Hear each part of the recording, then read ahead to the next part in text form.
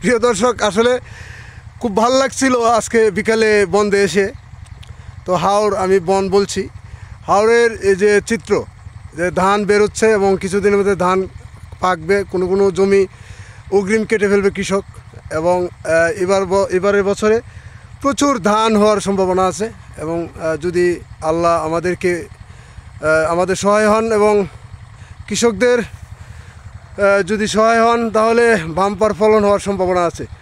আমি আজকে তারাইলের যে হাওর, সেই হাওরে এসে ধানের চিত্র তুলে ধরছি আপনাদের সামনে।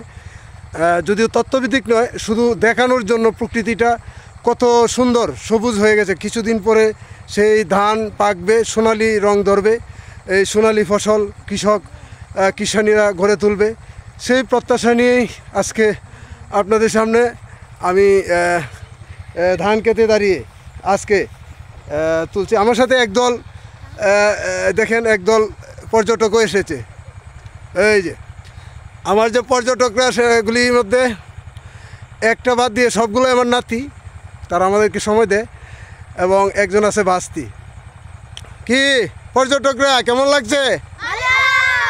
ভালো দেখছেন, তারা খুব খুশি ধান খেতে নিয়ে আসছি। আসলে খুশি আমারও লাগতেছে, আমি ধানের ছবি দেখে কিন্তু আমার ভালো লাগছে বেশি। এই যে ধান ক্ষেত সেরকম লাগতেছে, ঠিক না? আপনাদের অবশ্যই ভালো লাগবে। আমি আপনাদেরকে দেখাতে পেরেও অনেকটা ভালো। দেখছেন একটা বাড়ি, এখানে ঠিক বাড়ি না, এটা একটা প্রজেক্ট। হাঁস, মুরগি, কবুতর এগুলো চাষ করে, এবং এই বাড়িটা একজন চাষি কৃষক থাকে, সে এগুলা লালন পালন করে। এখানে তার এই একটা প্রজেক্ট, ভালো ইনকাম করে সে, এবং ভালো পরিশ্রমও করে।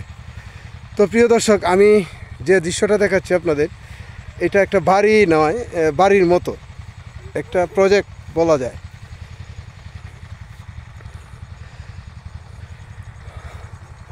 তো আমার পিছনে যে দৃশ্যটি দেখতে পাচ্ছেন, এটা অনেক দূর। দেখেন, হাওরের ওই মাথায় কিন্তু কিছুই দেখা যায় না, একদম অনেক দূরে ছোটো ছোটো কয়েকটা গ্রাম দেখা যায়। এটা পুরাটাই কিন্তু ধানের জমি, ধানি জমি। এখানে কৃষকরা সারা বছর চাষাবাদ করে। আমি আমার নাতকন নিয়ে আজকে এই ধান খেতে আসলাম, এবং তারাও আনন্দ উপভোগ করছে। তারা শহরে থাকতো, তো আমাদের এখন গ্রামে তারা অবস্থান করছে, পড়াশোনা করছে। খুব ভালো লাগছে। আসুন আমরা সবাই মিলে আরেকটু আনন্দ করে যাই, সেই রকম না কি? ভাল লাগে? তোমরা সবাই এরকম করো, 2 হাত। রে দারুন দারুন দারুন দারুন। সবাই হাসে না কেন? এইভাবে আসে।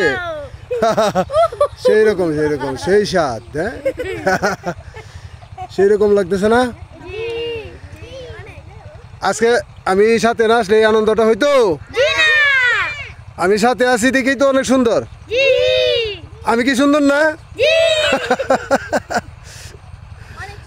অনেক সুন্দর।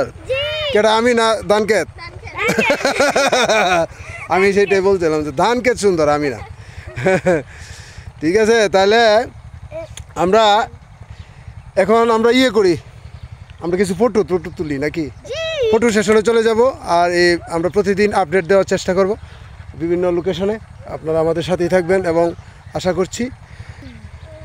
করছি সবসময় আমাদের ভিডিও শেয়ার করবেন, লাইক করবেন, এবং বিদেশে যারা আছেন, দেশের মানুষ, তাদেরকে দেখার সুযোগ করে দিবেন। সেই প্রত্যাশা নিয়ে খুদা হাফেজ, আল্লাহ হাফেজ।